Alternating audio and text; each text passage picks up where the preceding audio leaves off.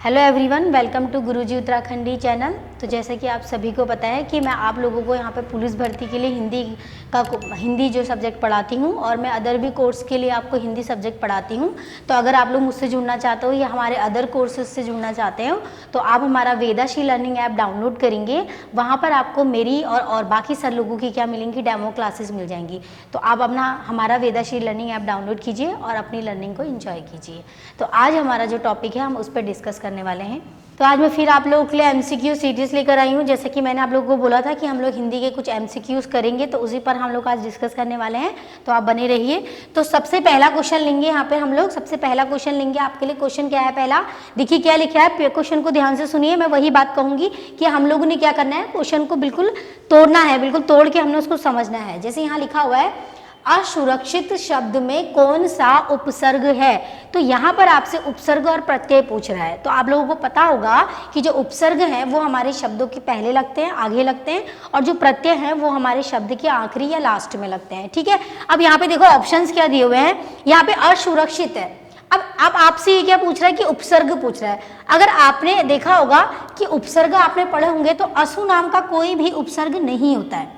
असु नाम का, मैं दोनों को मिलाकर कहने की बात कर रही हूँ। असु नाम से हमारा कोई भी क्या होता है, उपसर्ग नहीं होता है। लेकिन यहाँ पे हम लोग ऑप्शन पे चलते हैं। क्या लिखा हुआ है देखो, यहाँ पे सबसे पहला लिखा है, हमारा जो ऑप्शन लिखा है वो लिखा है अ। ठीक है। तो यहाँ पे देखो जो अ है, असुरक्षित है, तो असुरक्षित में सबसे पहला हमारा जो बन रहा है वो क्या बन रहा है, अ बन रहा है। बिल्कुल हमने अ पढ़ा था, उपसर्ग हमारा अ होता है। ठीक है। लेकिन उसके साथ साथ आप देखोगे जो हमारा सौ है, सु है, ये भी हमने उपसर्ग में पढ़ा है। तो अ और सु ये दोनों ही हमारे क्या हैं, उपसर्ग हैं। अब हमने इसको ढूंढना कैसे है। अब मैं क्वेश्चन क्यों लाई हूँ, क्योंकि ये थोड़ा कंफ्यूजिंग करने वाला है। यहाँ पे दोनों भी लिखे हैं, यहाँ पर अ भी लिखा है, यहाँ पे सु भी लिखा है। सुरक्षित भी होता है तो इसका मतलब अ उपसर्ग हो जाएगा, है ना। और अगर मैं सु बोलूंगी तो ये तो डेफिनेटली नहीं होगा। क्यों नहीं होगा, क्योंकि सु से पहले भी अ आ रहा है ना। तो सु से पहले अ आ रहा है तो सु तो नहीं होगा। ठीक है। तो ये तो आपका ऐसे भी कट गया। अब लास्ट में इत पूछ रहा है, तो यहाँ पे सुरक्षित है इत, तो ये लास्ट में क्या लग रहा है, प्रत्यय लग रहा है। तो इत हमारा यहाँ पे प्रत्यय है, इति है, तो ये भी हमारा इति इत, ये हमारा क्या है, उपसर्ग नहीं है। ये भी हमारा क्वेश्चन ये हमारा गलत हो गया। अब हमारे पास क्या बचा है, दो ऑप्शन बचे हैं, अ और अशु। ठीक है। अब हम यहाँ पे कंफ्यूज हो गए। तो हमने यहाँ पर क्या देखना है, हमने मूल शब्द देखना है, हमने शब्दांश देखना है, मूल शब्द देखना है, हमारा मूल शब्द क्या बन रहा है। तो यहाँ पर देखो जो हमारा मूल शब्द बन रहा है वो क्या बन रहा है, रक्षित, है ना। यहाँ पे जो हमारा मूल शब्द बनेगा वो बनेगा रक्षित। अगर मैं रक्षित के आगे सु लगा देती हूँ, ठीक है, रक्षित के आगे मैंने सु लगा दिया, हमने उपसर्ग लगा दिया, तो मेरा क्या हो रहा है, सुरक्षित हो रहा है। ठीक है। तब मेरा क्या बन रहा है, पूरा शब्द बन रहा है सुरक्षित। इसका मतलब सु तो डेफिनेटली यहाँ पर प्रत्यय है, उपसर्ग है, और सु के आगे यहाँ पे अ लिखा है तो यहाँ पे असुरक्षित। अब सु लगाया तो सुरक्षित बन गया, अ लगाया तो असुरक्षित बन गया, है ना। तो शब्द हमारे दोनों से बन रहे हैं। तो इसका मतलब अगर हमारे दोनों शब्दों से, हमारे दोनों से अर्थ निकल रहा है तो वो हमारा क्या कहलाएगा, वो हमारा यहाँ पर उपसर्ग कहलाएगा। इसका मतलब यहाँ पर दोनों ही उपसर्ग हैं। ये बिल्कुल नहीं होगा। यहाँ पर क्या हमारे दोनों उपसर्ग है, एक अ भी उपसर्ग है और सु भी उपसर्ग है। क्यों, क्योंकि हमारे शब्दांश, सॉरी हमारे शब्दों से ही हमारे क्या बनते हैं, शब्दांश बनते हैं। तो आपने देखा कि अ लगाया तो असुरक्षित बन गया, सु लगाया तो सुरक्षित बन गया। रक्षित हमारा क्या था, मूल शब्द था। तो समझ में आया होगा आप लोगों को। तो इसका जो राइट ऑप्शन हो जाएगा वो हमारा क्या हो जाएगा, थर्ड वाला ऑप्शन। ठीक है। उसके बाद अब आ जाएंगे हमारे क्वेश्चन नंबर 2 में। तो क्वेश्चन नंबर 2 हमारा देखो क्या कह रहा है कि प्रत्येक शब्द में संधि विच्छेद बताओ। ठीक है। तो ये बोल रहा है कि जो प्रत्येक शब्द है उसमें हमारा संधि विच्छेद करना है। अब हमने संधि बहुत अच्छे से पढ़ी है, तो जब हम संधि विच्छेद करेंगे तो सबसे पहले हमने क्या जानना है, मैंने आप लोगों को एक ट्रिक बताई थी। ठीक है। ऑफलाइन में मैंने आप लोगों को सबको एक ट्रिक बताई थी कि जब भी हम संधि विच्छेद करते हैं सबसे पहले हमारे लिए ये जानना जरूरी है। ये मैंने आप लोगों को बता दिया, मैं मिटा देती हूँ, यहाँ पे ये समझा दूंगी। तो देखो जैसे मैंने आप लोगों को यहाँ पे क्या बताया है, प्रत्येक शब्द है, ये हमारा क्या है, प्रत्येक। अब आपको इसको कैसे सॉल्व करना है तो वो ट्रिक मैं थोड़ा सा बताऊंगी आप लोगों को। देखो सबसे पहले आपको जानना है कि आखिर में ये संधि है कौन सी, ये व्यंजन संधि है, ये विसर्ग संधि है, या फिर ये हमारी क्या कहते हैं स्वर संधि है। स्वर संधि में भी हमारी 5 संधि आती हैं, है ना। क्या आती है? दीर्घ आती है, गुण आती है, वृद्धि आती है, अयादि आती है, यण संधि आती है। तो ये कौन सी संधि है उनमें से? तो सीधी सी बात है, ये हमारी कौन सी संधि आ रही है? ये हमारी स्वर संधि आ रही है। स्वर संधि के अंदर भी ये हमारी कौन सी संधि आ रही है? यण संधि आ रही है। जहां पर भी हमारा य के आगे, व के आगे क्या लगते हैं? आधे शब्द लगते हैं, तो वह परिवर्तित होकर किस में बदल जाते हैं? स्वर में बदल जाते हैं। ठीक है, तो यहाँ पर देखो जो प्र है और ये य है, तो य बदल के किस में चला जाएगा? स्वर में बदल जाएगा। जैसे प्रति एक, प्रति एक, तो यहाँ पर जो हमारा य होगा वो ई में स्वर में बदल जाएगा। तो यहाँ पर क्या आ जाएगा हमारा? प्रति धन एक, प्रति धन एक। अब यहाँ पर ये जो मात्रा है ये एक ही मात्रा, ये ए आ गया। ठीक है, स्वर के ऊपर स्वर नहीं होगा, ये हमारा उच्चारण में और लिखित में हमारा गलत हो जाएगा। तो ये हमारा क्या हो जाएगा? प्रतिधन एक, है ना। तो आंसर हमारा क्या आ जाएगा? यहाँ पे क्या आ जाएगा? प्रतिधन एक। यहाँ पर देखो प्रति है लिखा है, तो ये तो वैसे भी नहीं होगा, स्वर संधि तो इसमें विसर्ग संधि लगी है इसमें, तो ये गलत होगा। और एक में इन्होंने हलंत लगा दिया, तो एक तो यहाँ आधा है ही नहीं ना, एक तो यहाँ पे पूरा ही लिखा हुआ है, तो ये नहीं होगा। यहाँ पर क्या है? प्रतिधन अक, तो हमें तो यहाँ प्रति एक, एक आ रहा लास्ट में, अक तो आ ही नहीं रहा, तो ये तो वैसे भी गलत हो गया हमारा आंसर। ठीक है, तो राइट ऑप्शन हमारा ऐसा हो जाएगा। तो ऐसे ही आप लोगों ने क्या करना है? इनका संधि विच्छेद करना है। ठीक है, आगे और बताएंगे कैसे करना है इसको। चलो नेक्स्ट क्वेश्चन में चलते हैं। नेक्स्ट क्वेश्चन हमारा क्या है? Question number 3। तो क्वेश्चन नंबर 3 देखो क्या बोल रहा है कि राकेश का आप संधि विच्छेद करो।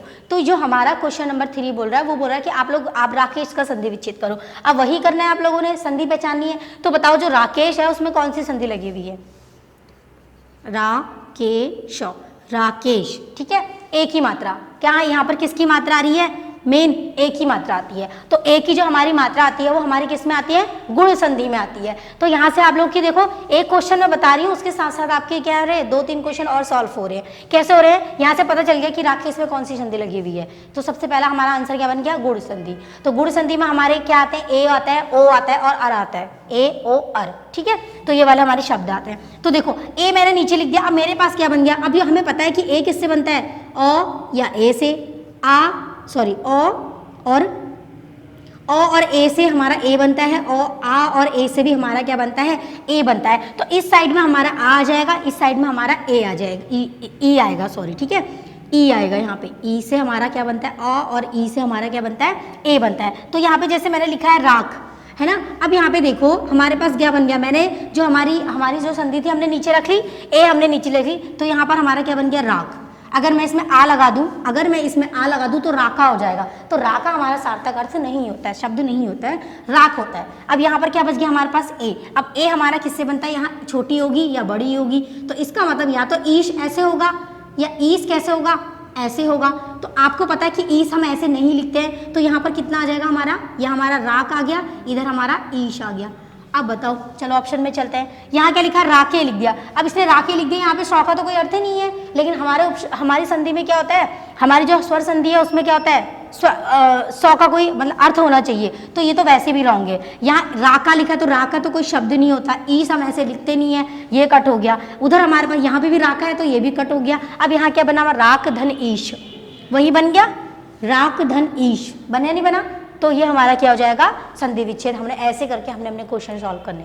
देखो एक क्वेश्चन से आपके कितने सारे सॉल्व हो रहे हैं, अब कॉन्सेप्ट भी क्लियर हो रहा है इससे।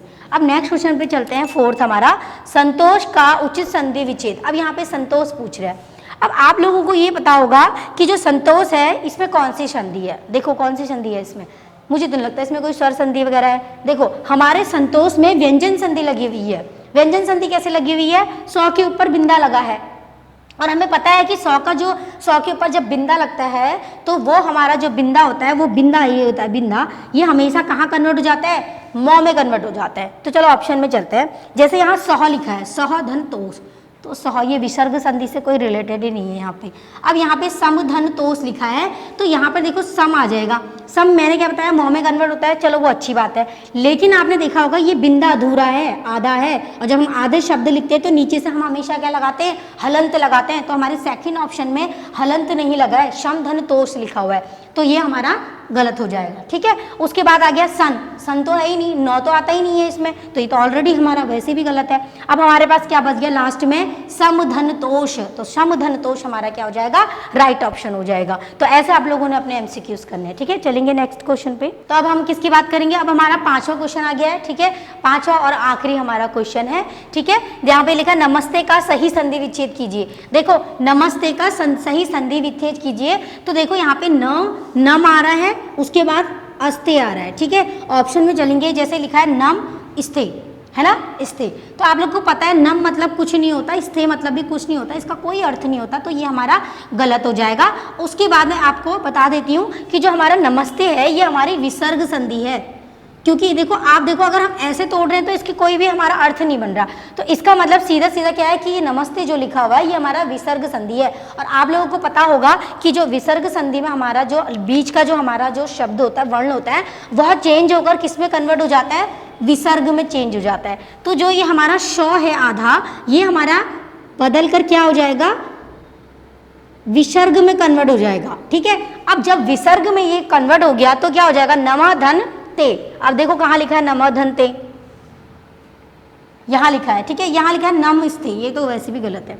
फिर यहाँ दिखा है नमः धन स्थे, तो स्थे मतलब ऐसा कुछ नहीं होगा, नमः लगा देंगे तो स्थे आ जाएगा। तो एक बार बताओ, जो नमः ये जो विसर्ग लगाया तो वो कहाँ से उड़ा के लगाया है, कोई तो अर्थ होना चाहिए ना। तो नम हमने जो विसर्ग लगाया हमने 100 के बदले लगाया है ना, 100 के बदले लगाया, तो ये भी ऑप्शन नहीं होगा, ये आपका डी आपका राइट ऑप्शन हो जाएगा। ठीक है, नमः धन ते, नमः धन ते। ठीक है, क्योंकि हमने श के बदले हमने क्या लगा दिया, विसर्ग लगा दिया। ठीक है, अगर मैं तौ में लगा देती तो मेरे पास कुछ बचता ही नहीं, अगर मैं नौ में लगा देती तो नौ धन स्थे हो जाता, तो नौ कोई अर्थ नहीं हो रहा, आगे से सार्थक अर्थ नहीं निकल रहा है, नम आ रहा है। ठीक है, नमः सही है, नमः मतलब नमः। ठीक है, तो ये हमारा क्या है, लास्ट क्वेश्चन था। तो ऐसे ही आप लोगों ने अपने क्वेश्चन करने हैं, एमसीक्यूज करनी है। तो मैं मिलूंगी आपसे नेक्स्ट वीडियो में। ठीक है, तो आज के लिए आपके लिए इतना ही था, धन्यवाद।